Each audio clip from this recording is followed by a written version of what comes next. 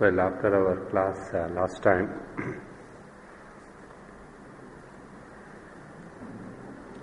there was a question from someone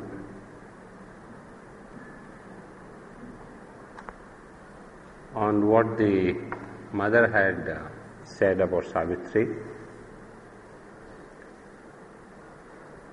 that all of Aurobindo's works are more or less a preparation, and Savitri is the real message.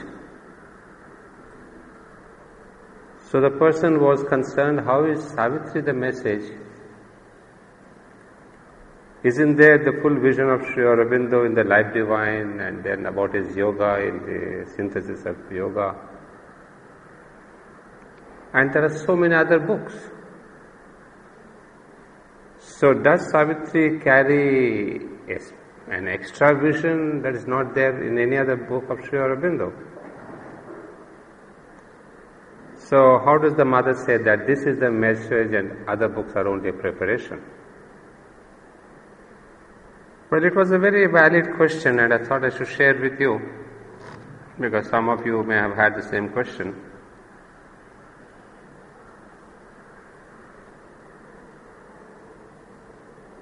It is true that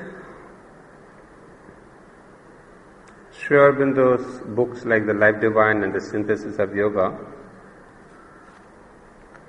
carry more or less the entire Aurobindonian vision, both from the metaphysical point of view and from the point of view of yoga. There's hardly anything you can add to what he has already dealt with in those books. And yet, why does the mother say that Savitri is the message? And as she says, Savitri is a mantra for the transformation of the world. Why didn't she say that for the Life Divine or for Synthesis of Yoga or for any other book? Or even the Mother that we have read, and it's so intense. Well, I gave it a thought, and then the answer I came up with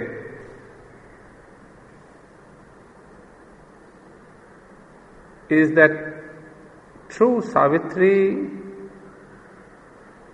has the same vision,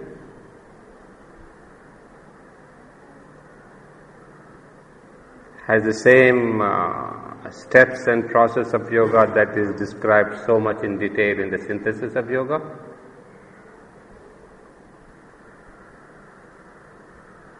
And yet, there is something more to Savitri. And in my initial talks, like I did last time it was more an overview of the history of Savitri, but today I'll take you a little deeper into that aspect of Savitri which is more, the plus point, which is not to be found in the other books of Sri Aurobindo. That is the, first of all, level of inspiration,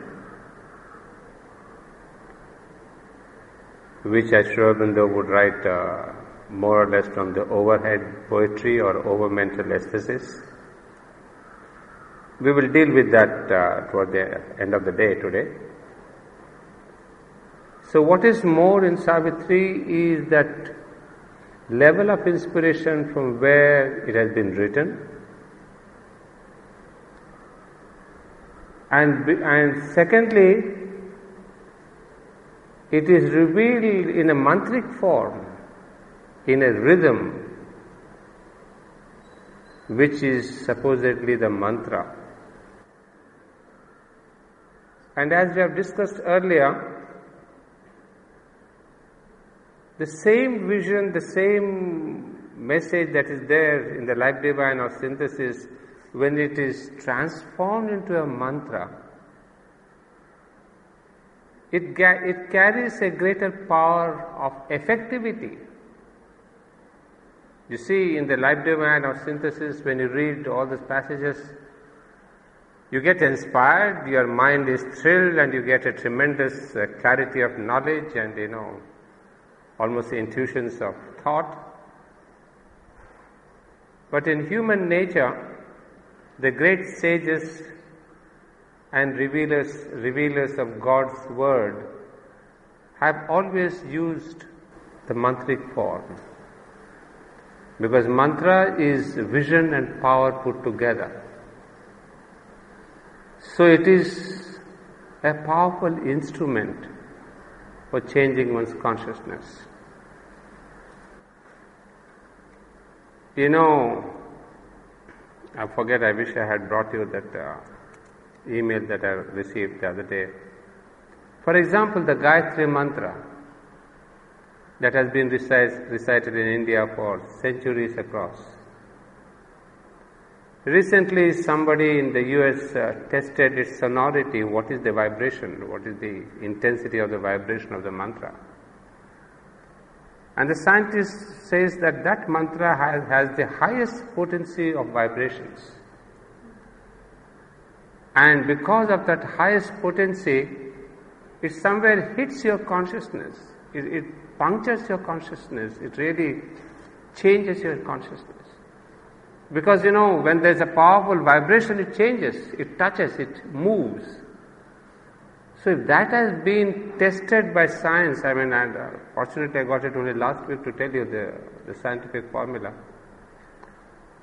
So imagine if that is the power packed in a mantra, and that's what Sri Aurobindo has done with Savitri, try to give us in each line a mantra. That's why the mother says so boldly that Savitri is a mantra for the transformation of the world. So that's one thing we have to understand. It is not trying to belittle other works and saying no, they are secondary and Savitri is the primary. Let us understand why the mother says that this is the message, because a message must have the power to transform, and Savitri has that basically because of its form of the mantra. Well, I wanted to share with you that question. It was very interesting. And then there was another question. When I was describing how Sri Aurobindo had kept this Savitri, how he had kept it so very secretly for a long time, he didn't want to reveal it to the eyes of human beings. And somebody said, then how come that we have got all this published, and that too even in his own lifetime, we have got some parts of Savitri published? Well, that's what I wanted to tell you today, in fact, an answer to that question. You see, it was a very secret and private experience with Sri Aurobindo, and he was trying out in Savitri something, not just poetry, but as I will read out, you will see, something very intimate. As he puts the word, I have used Savitri for the ascension of my consciousness.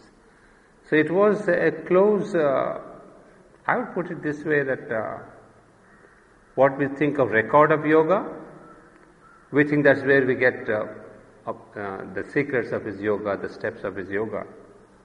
But remember, record of yoga was only from 1910 to 14 and a few dots later on. That is very early part of his life, where he had started with his yoga. But this one, as we said, it is taken up in the third level, 1930s. So by then, the ascent of Superman had begun.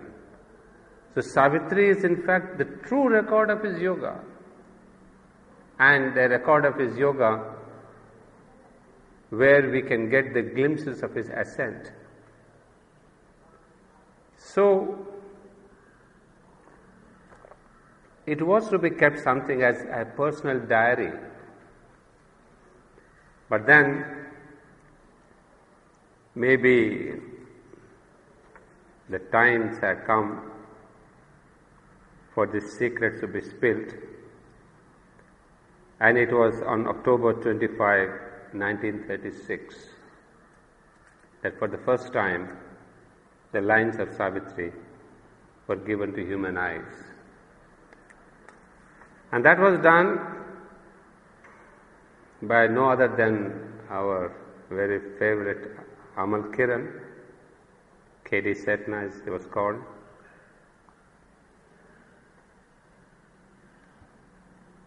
He was the first one to plead with Sri Aurobindo, and he did it in a masterful way, but he didn't know that what he was going to get was really something unimaginable.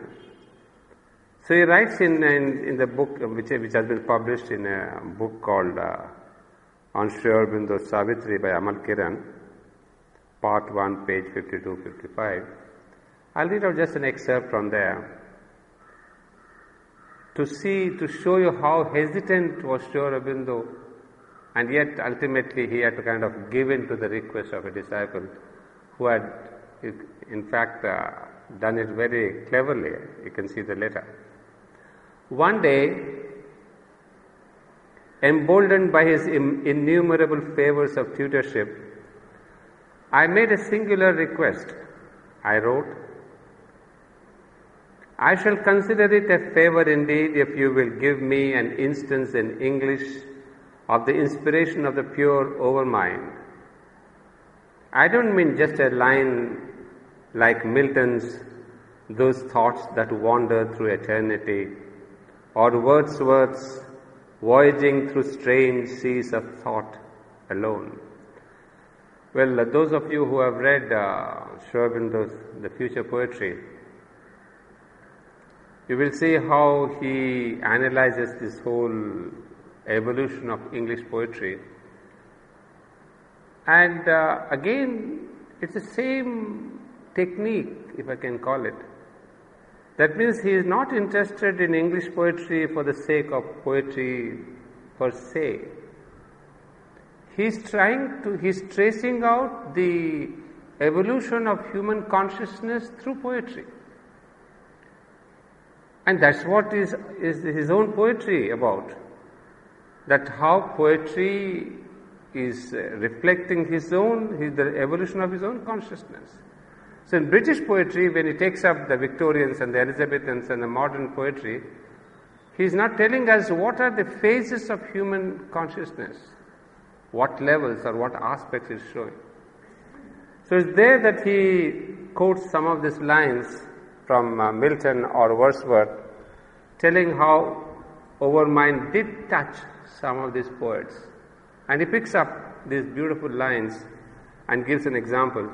And you'll find those strewn all over Sri Aurobindo's letters on Savitri, which are given in our volume 29 at the end of the book. So Amal Kiran is actually quoting from there. So he says, I shall consider it a favor indeed if you will give me an instance in English of the inspiration of the pure overmind.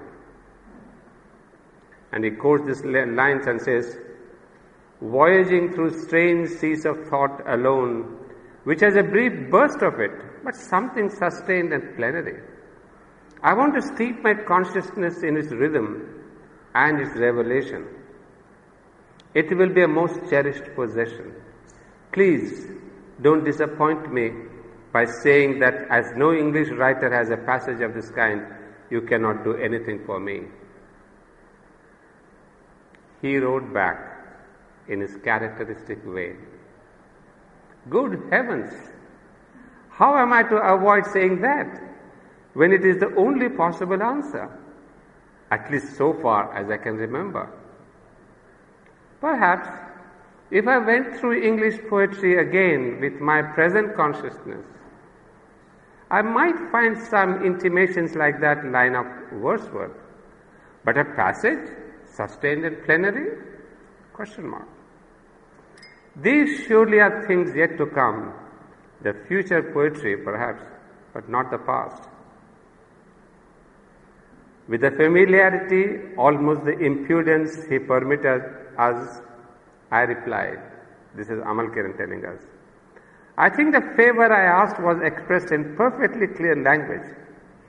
If no English poet has produced the passage I want, then who has done so in English? God alone knows. But who is capable of doing it? All of us know. Well, then why not be kind enough to grant this favor? If difficult meters could be illustrated on demand, is it impossible to illustrate in a satisfying measure something so naturally Aurobindonian as the overmind? I am not asking for hundreds of lines. Even 8 lines will more than do.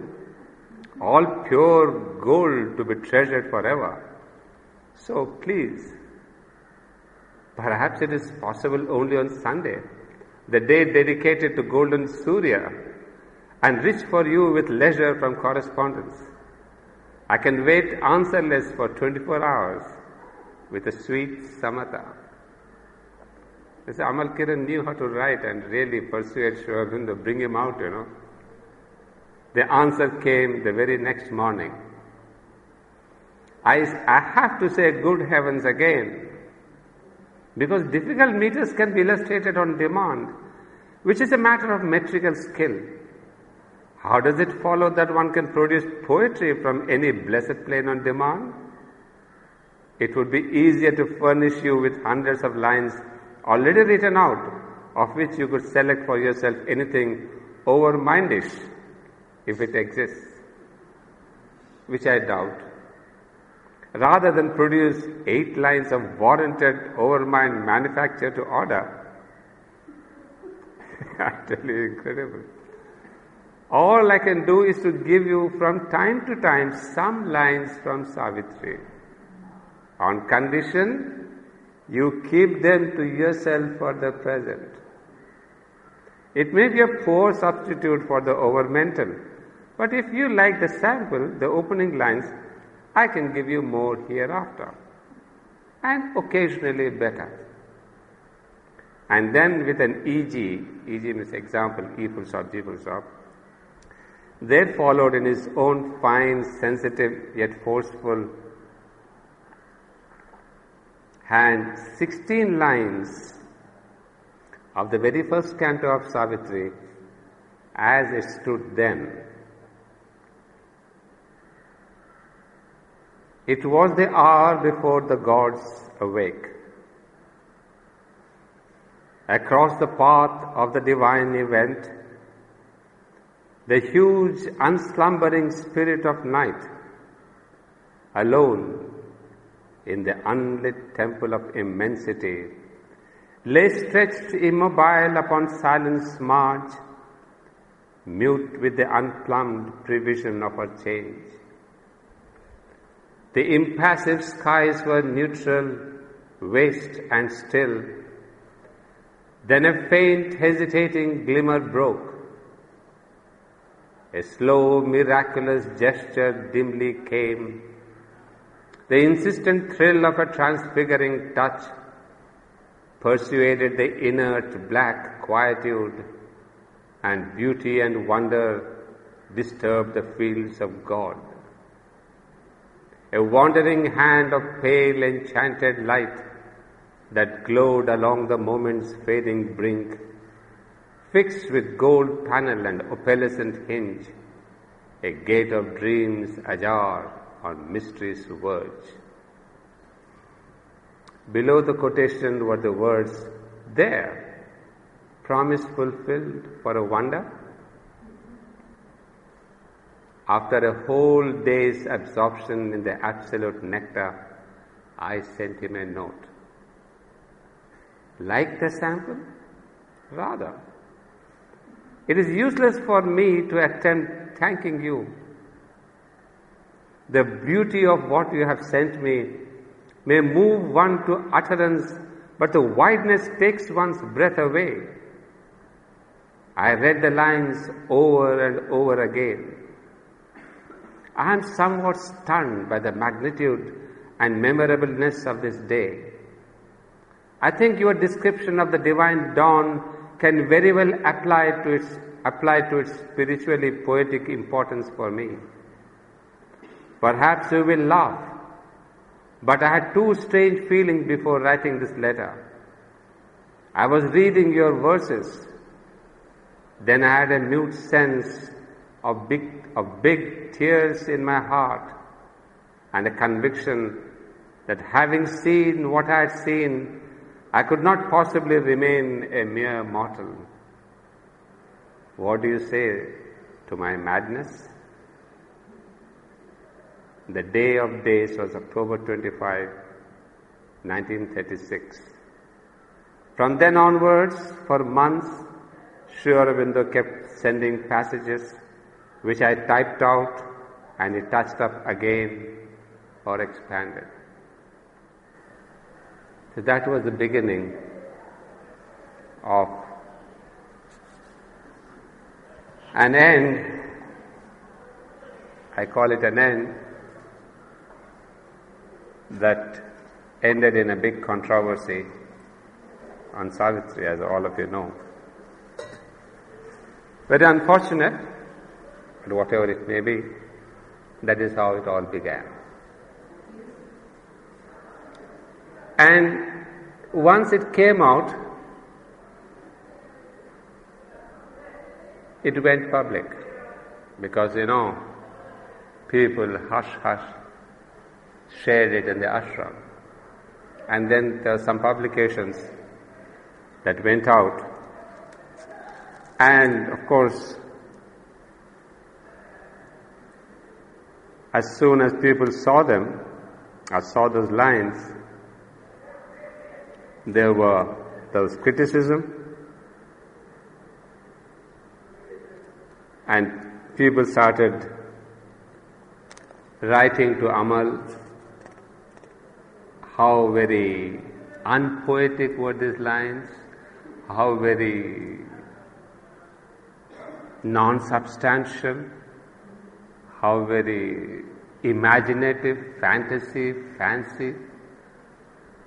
And so people did not appreciate that.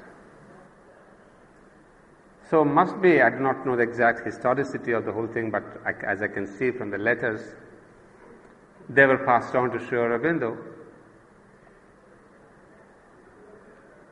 And I'm reading a line, I will read out a page.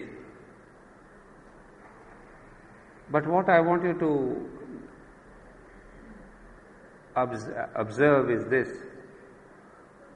I mean, a person who has written this 24,000 lines of immaculate poetry, I mean, the way he comes down to the critic's level, he doesn't show off saying, hey, I'm a great poet, don't touch me, I don't care for your criticism. But with such great patience and sweetness and perseverance, he answers every critic. I mean, fortunately he does so because that has cleared quite many doubts in the literary world. And what pains me sometimes is even today, I mean, just the other day I received from a professor of English somewhat the same criticism, that the Sri Aurobindo's poetry cannot be grasped, it is too woolly, it is too impractical. So here is one simple example of how Sri Aurobindo, normally critical language one says defends himself, but I do not consider it a defense, it's more a clarification. And then to show us how Sri Aurobindo is really the master yogi there, what we call in Sanskrit kavi. Kavi is the seer poet. You see, I'm using the word kavi particularly because there's a difference between a poet and a seer poet. So in Sanskrit, the word kavi means, the normal translation is poet. But in the Vedic sense, it is the seer poet. That means seer, S-W-A-R. That means a poet who sees, who has a vision, who hears. Is not just a poet who really, weaves out lines of poetry out of his emotions and mental imagination and all that. But here is a poet who sees. And so for him, that's the truth, because he has seen it. So here are some lines, and here is one excerpt from a letter that's on page 830 of my volume, and I'm not sure what is the volume pages of volume 29, but of my edition it is page 31. I come next to the passage which you so violently attack. You see the word? Violently attack. About the inconscient waking ignorance. You know, remember, all of you have read volume 1, book 1, canto 1. The line says, tease the inconscient to wake the ignorance. One of the very famous lines in canto 1, book 1, canto 1.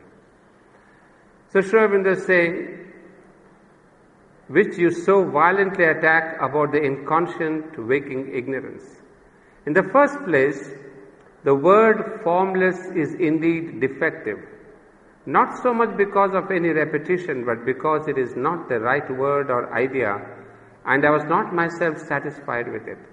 You see, sometimes Amal Kiran would send some suggestions, saying, why don't you use this word, you have repeated this word. So he, because of his background of poetry, he became a critic and he would send suggestions to improve kind of the lines. So Aurobindo would say, no, the word formless here is not correct. I have changed the passage as follows. Then something in the inscrutable darkness stirred, a nameless movement, an unthought idea, insistent, dissatisfied without a name, something that wished but knew not how to be, tease the inconscient to wake ignorance. I think these are such famous lines, and people are trying to understand that. Just yesterday was Sunday, yeah, I had a call from somebody in Bhubaneswar, Orissa,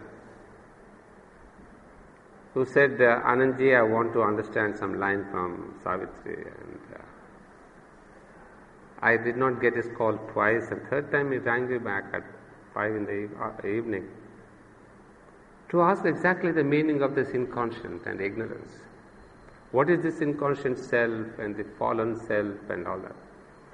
So these lines have been quite difficult to understand. So Aurobindo, that is from the poetic point of view, is saying, but the teasing of the inconscient remains, and evidently you think that it is bad poetic taste to tease something so bodiless and unreal as the inconscient. I mean, you see, this is just the beginning of our reading of Savitri, but I want you to tune into all these things, the use of the words, the use of the imagery. I mean, let's try to appreciate not just the meaning and the symbolism, but the acute use of particular words. I mean, that's where the fun, the rasa is there. So he says, how can you tease something so bodiless and unreal as the inconscient? You know, you tease a person, you tease a man, you tease a woman, you tease somebody. But here is something bodiless, inconscient. How can you use the word tease? But here several fundamental issues arise. First of all, are words like inconscient and ignorance necessarily an abstract technical jargon? If so, do not words like consciousness, knowledge, etc. undergo the same ban? Is it meant that they are abstract philosophical terms and can have no real or concrete meaning, cannot represent things that one feels and senses, or must often fight as one fights a visible foe? The inconscient and the ignorance may be mere empty abstractions and can be dismissed as irrelevant jargon if one has not come into collusion with them or plunged into their dark and bottomless reality. But to me, they are realities, concrete powers, whose resistance is present everywhere and at all times in its tremendous and boundless mass. In fact, in writing this line, I had no intention of teaching philosophy or forcing in an irrelevant metaphysical idea. although the idea may be there in implication. I was presenting a happening that was to be something sensible, and as one might say, psychologically and spiritually concrete. The inconscient comes in persistently in the cantos of first book of Savitri. Example, opponent of the glory of escape, the black inconscient swung his dragon tail, lashing a slumberous infinite by its force into the deep obscurities of form. You see, I hope you are catching the argument, and as I read out, I think I do not know if I read out last time, that for him everything is a reality, is an experiential reality. It is not poetic imagery, it is not poetic symbolism. So if he says inconscient and ignorance, it is for us the poetic imagery is something dark, something unpenetrable, impenetrable. But here he says, is concrete powers whose resistance is present everywhere. And then it is something that is happening. That was to me, I was presenting a happening. Then lastly, I skipped a few lines. He says, it is in fact for myself that I have written it, and for those who can lend themselves to the subject matter, images, technique of mystery, of mystic poetry. So he's saying, if you cannot experience ignorance, for you it is poetry, poetic imagery. But for me, I had no intention of teaching philosophy or forcing an irrelevant metaphysical idea. Because the whole intention of Savitri is not a didactic poetry. He's not trying to teach you, he's not trying to convert you. He says, what I have experienced, what I have felt, I have written. So, if the reader does not have the sensitivity, well, sorry, we can't do much about it. And then there is another passage here, what he talked about inconscient and consciousness, ignorance. He is now going to give an example about consciousness. Because you see, even for us, when we use the word consciousness, do we see it as a concrete person, as a figure, as a form? It's more a mental concept. Consciousness is there somewhere, is there within that, within matter, within flower. But it's more a concept, it is there. But what is that it? You see, we have to really try to pull our head to understand when we say the word consciousness. You say, no, I'm conscious. So what? Or so I'm awake, I'm not sleeping. You see, we drag the word consciousness as against sleeping. That if I'm not sleeping, I'm conscious. That means I'm awake. But that is not what we mean by consciousness per se. So whereas here it says, to me, for instance, this is on page 833 of this volume. To me, for instance, consciousness is the very stuff of existence, and I can feel it everywhere, enveloping and penetrating the stone as much as man or the animal. A movement, a flow of consciousness is not to me an image, but a fact. If I wrote, his anger climbed against me in a stream, it would be to the general reader a mere image, not something that was felt by me in a sensible experience. Yet I would only be describing in exact terms what actually happened once, a stream of anger, a sensible and violent current of it rising up from downstairs and rushing upon me as I sat in the veranda of the guest house, the truth of it being confirmed afterwards by the confession of the person who had the movement. I mean, I do not want to name the person, I know the person who was angry downstairs, and the Aurobindo sitting upstairs, as he describes wonderfully, a violent curtain of rising up from downstairs and rushing up on me as I sat in the veranda. It's not that he heard angry voices, somebody quarreling, but he saw a column of anger coming up. So maybe when he saw that, he asked, hey, who was it who got angry? And then it was confirmed that Mr., I know the name, but I cannot utter that, he came and said, yes, Sri Aurobindo, I was angry. So for him, he says, all these are not imagery. He sees a column of anger, he sees consciousness, it touches consciousness. So, this is only one instance. But all that is spiritual or psychological in Savitri is of that character. What is to be done under these circumstances?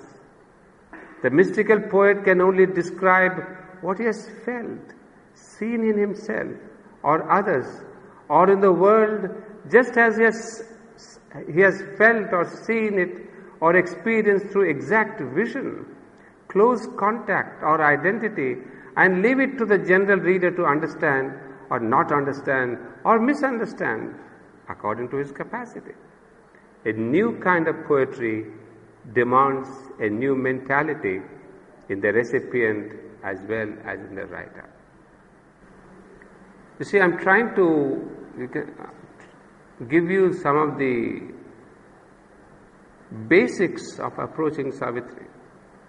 Otherwise, when we start reading the text, we may be questioning and doubting and wondering if all that Sri Aurobindo is writing is true or exact, or is it poetic imagery or symbolism. So I'm clearing the grounds of doubt and saying, whatever we'll read henceforth, you can now understand in this light, where he is all the time saying that just as things are sensorial experiences for you, for me, the other worlds are, as he puts it in his own words, the same exact vision, the same sensorial experience for him, with close contact or identity, and leave it to the general reader to understand or misunderstand or not understand. So that is his stand. And lastly,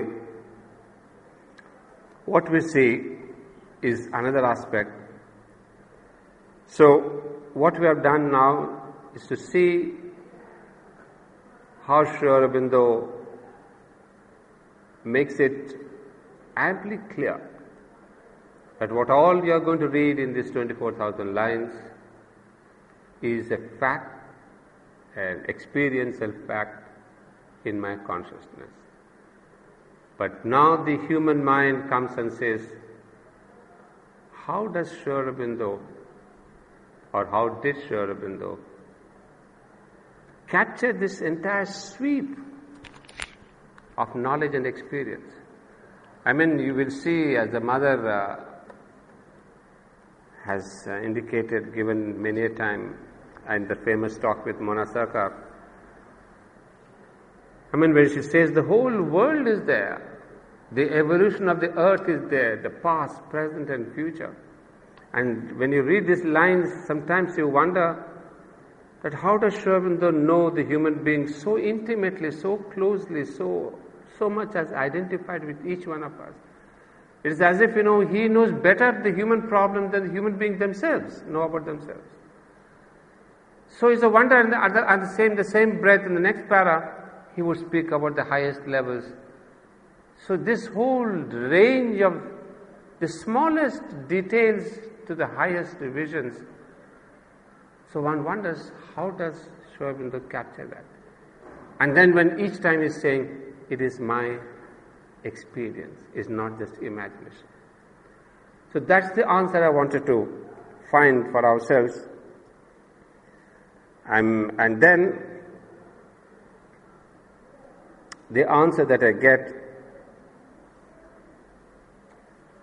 is, as I started telling you, is the question of where does it take his stand? Now that is the thing we should understand next phase. From what stand is Sri Aurobindo writing Savitri?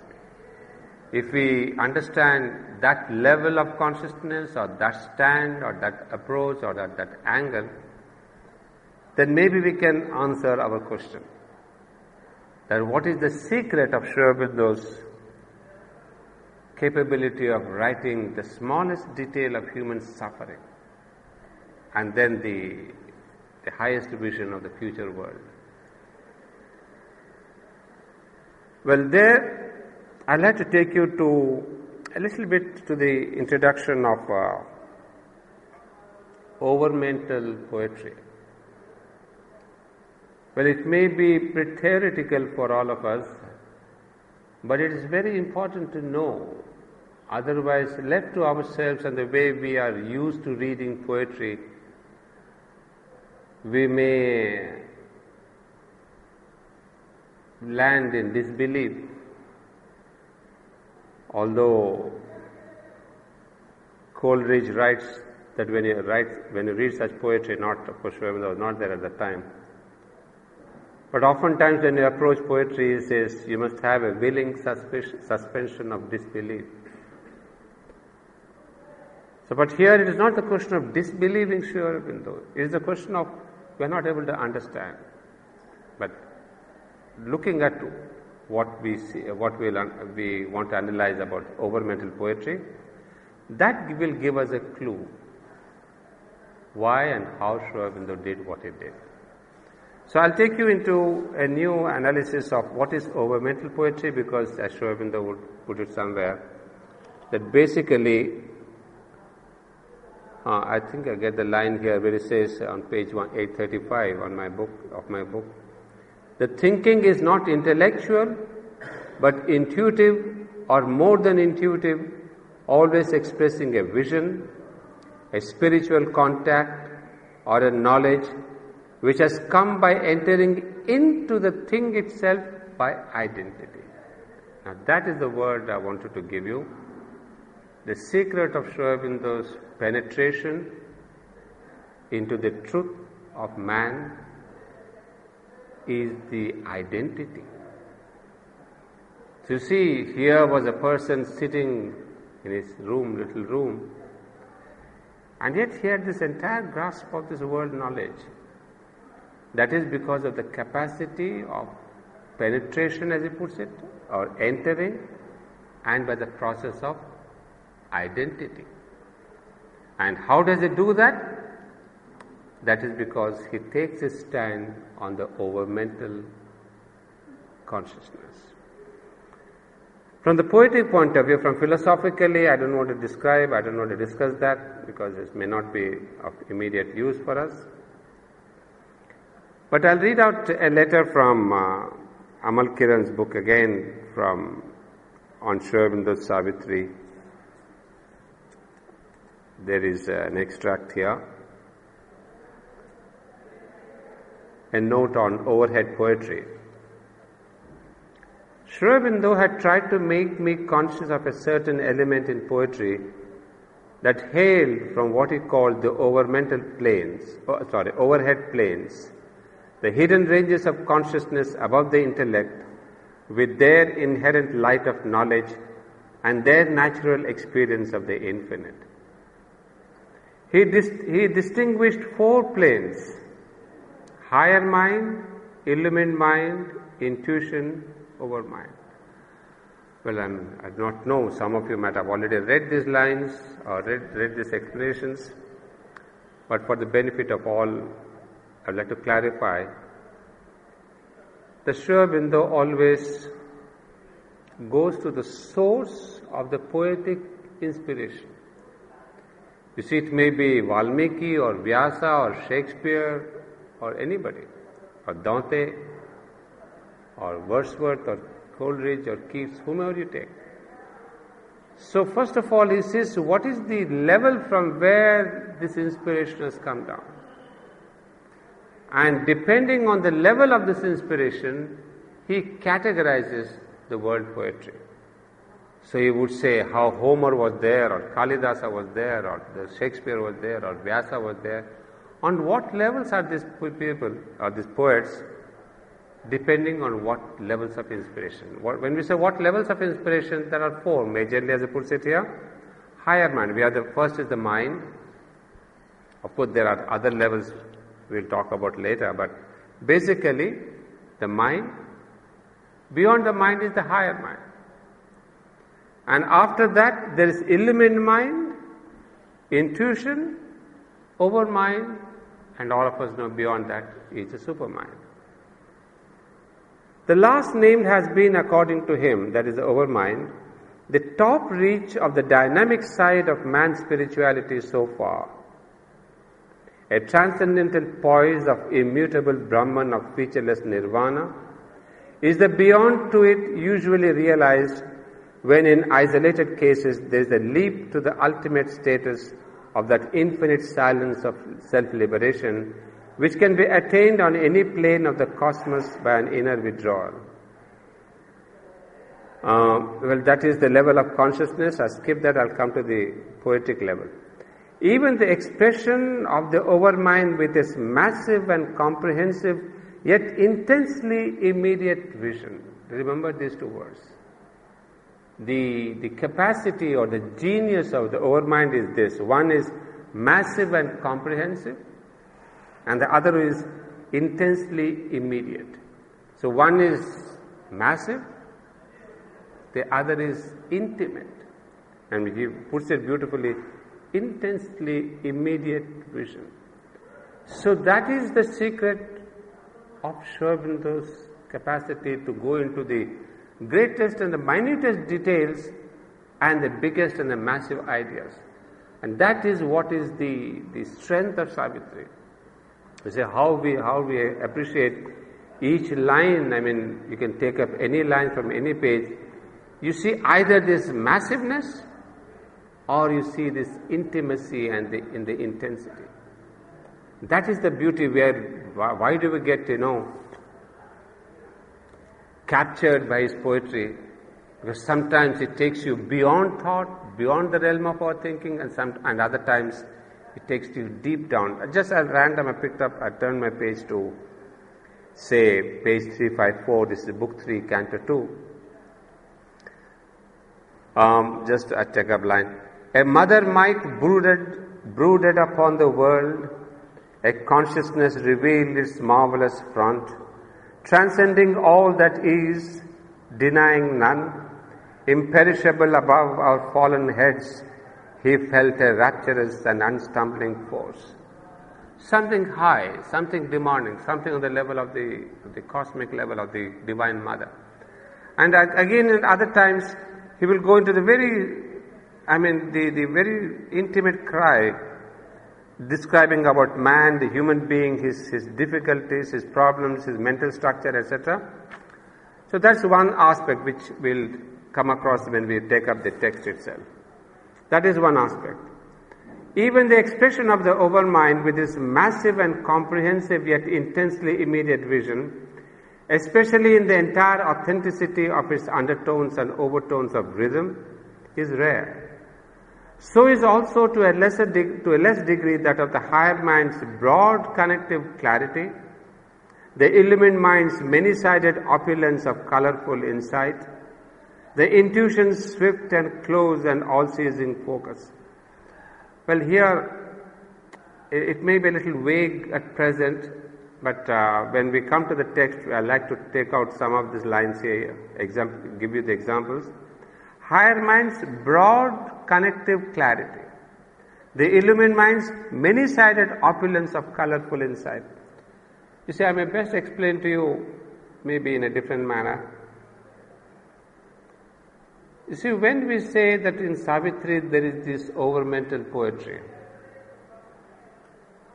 let us not imagine or accept the fact that all the 24,000 lines are of the stamp of over-mental poetry or over-mental consciousness. Because the moment we say Savitri, we think of putting the whole 24,000 lines on that plane. No.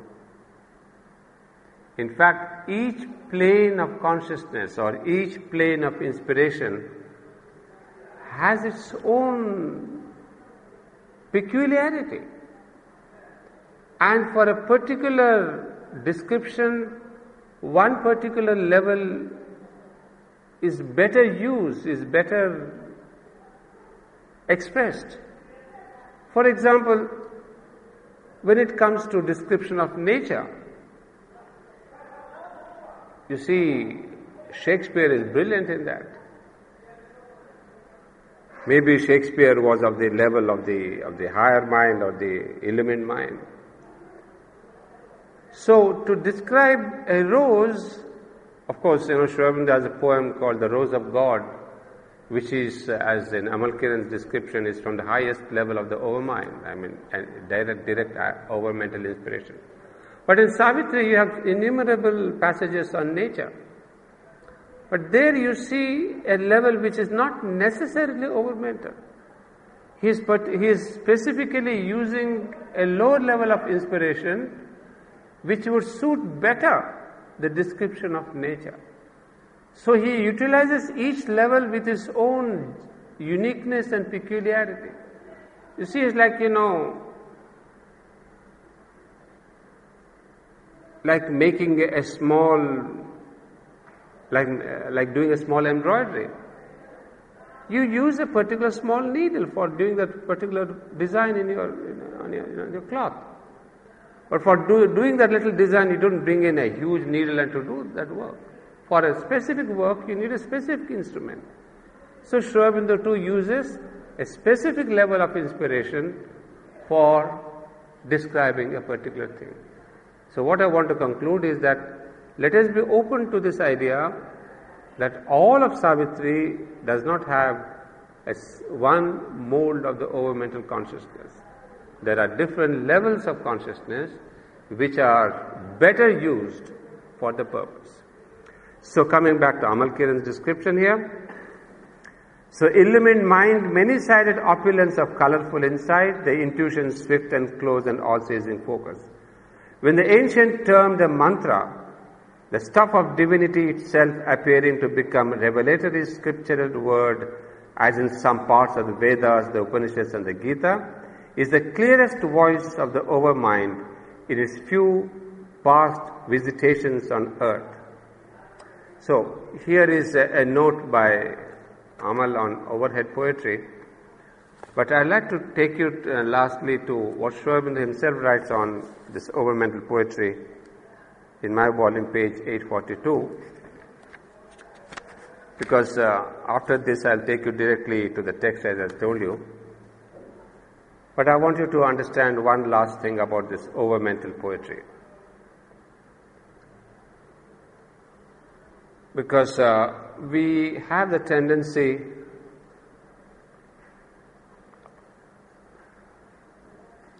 to look,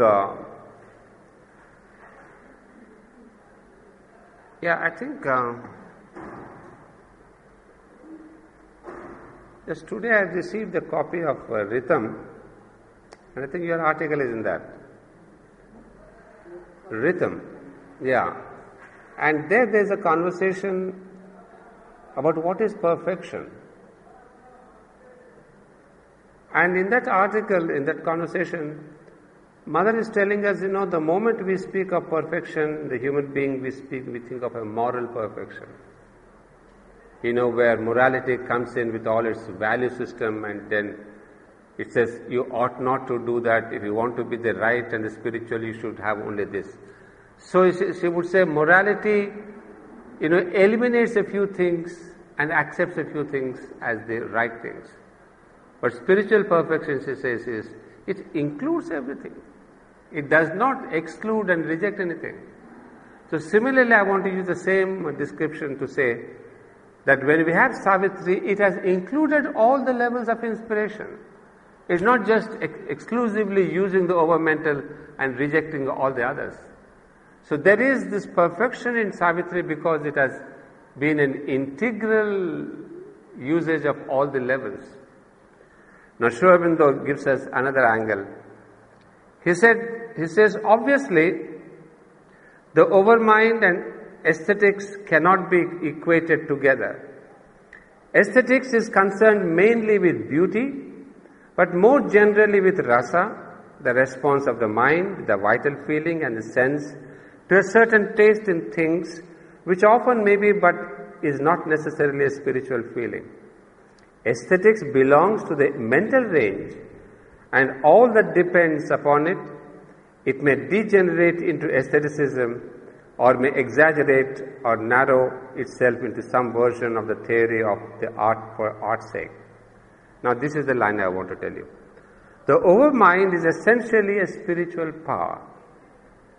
Mind in it surpasses its ordinary self and rises and takes it stands on a spiritual foundation. It embraces beauty and sublimates it. It has an essential aesthesis which is not limited by rules and canons. It sees a universal and an eternal beauty while it takes up and transforms all that is limited and particular. It has the truth of spiritual thought, spiritual feeling, spiritual sense, and at its highest, the truth that comes by the most intimate spiritual touch or by identity. Ultimately, truth and beauty come together and coincide, but in between there is a difference. Our mind in all its dealings puts truth first. It brings out the essential truth and truths in things and also its infinite possibilities. It brings out even the truth that lies behind falsehood and error. It brings out the truth of inconscient and the truth of the superconscient and all that lies in between. While it speaks through poetry, this remains its first essential quality. A limited aesthetical artistic aim is not its purpose. It can take up and uplift any or every style, or at least put a stamp of itself upon it.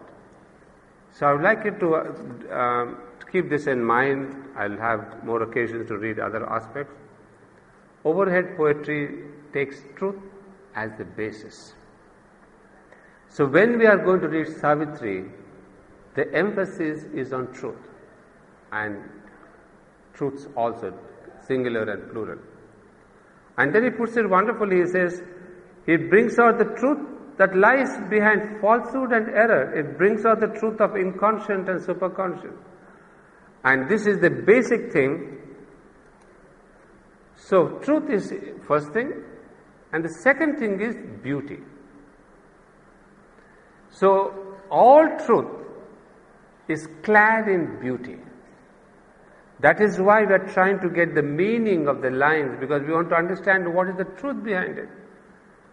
When he's talking about the inconscient or the falsehood or the man's pain or suffering, we're not just getting a description of suffering. When he would say, pain is the hammer of God sculpturing man to greatness. So you see, pain is the hammer of God. That's the truth we all understood, we all experienced. But the next line, sculpturing man to his greatness, sculpting man to his greatness. So that is the truth of pain. So one is the experience of pain, but why is there pain in human beings? Why is it given? So all the time he is always having truth first and clad in beauty, and when truth and beauty are come together, there is the automatic delight. So why all of us are getting attracted so much to Savitri? The secret is this. We may understand, we may not understand, but one aspect we do catch. Sometimes it's the delight, sometimes it's the beauty, sometimes it's truth.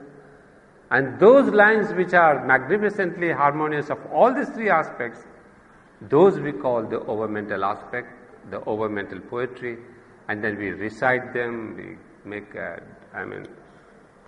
recite them on the stage or recite them in our lives. So, if you want to understand Savitri, the secret of Savitri is these three terms: truth, beauty, and delight. Remember the famous poem by Keats, "A thing of beauty is a joy forever." So this is there. Now, this is not only a thing of beauty, this is a thing of truth and beauty. So it's delight forever. So all this excitement that we have when we hear the word Savitri, and which we may not have, not many, there are some who are as much excited when they hear about about the life divine also, is this the beauty aspect.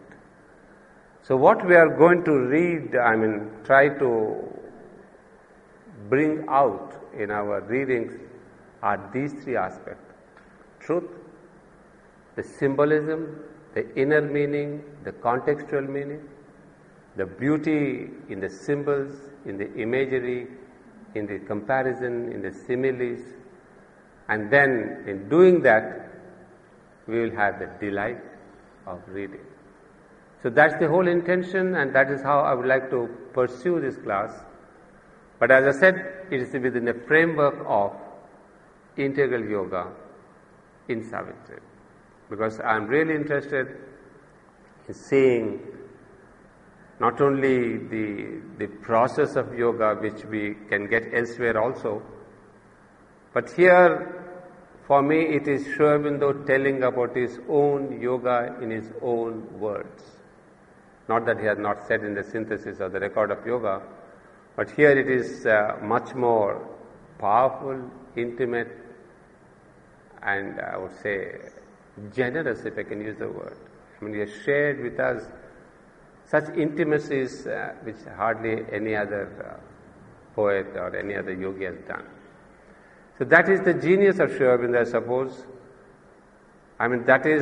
Thanks to the divine that right from the beginning Aurobindo has been essentially a poet. Right from his childhood, poetry was his first expression and poetry was his last expression. And later, poetry was not only an expression, it was a reflection of his own growth of consciousness. So we are here very fortunate to get the highest spiritual yogic experience in the absolute mantric terms. So that is why Savitri is the mantra that is really that can transform. Because you have the highest of consciousness, highest of expression. So when these two come together, Chit and Tapas. You see, all of you know by now, at least my old students, you know, Sat, Chit, Tapas and Ananda.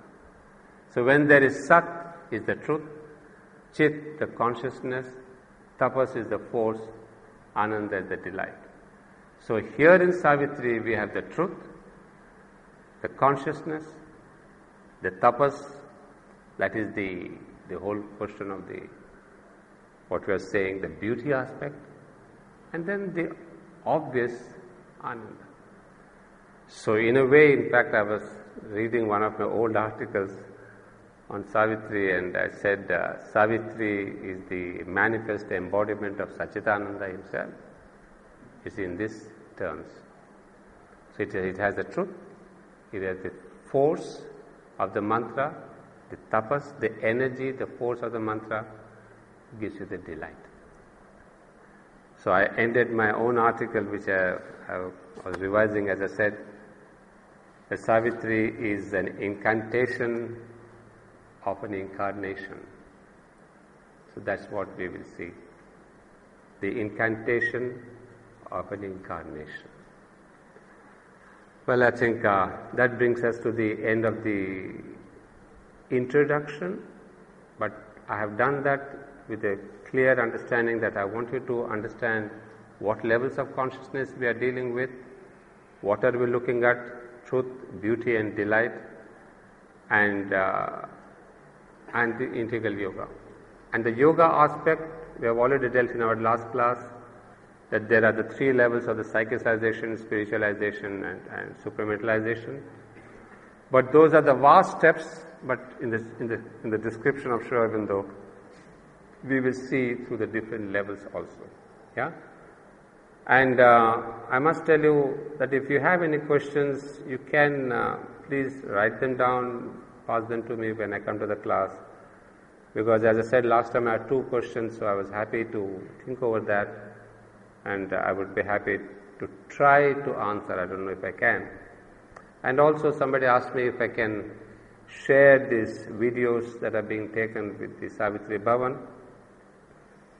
Well, I'll work out something to see that we have a copy of the video available at the Savitri Bhavan library, and maybe that for that I'll speak with Shadavan. So you can come and listen. And as such, we are just preparing a YouTube, and I'll be launching that on 29th of this month, 29th of March. So those of you who have the email addresses, I will mail them to you. You can just subscribe.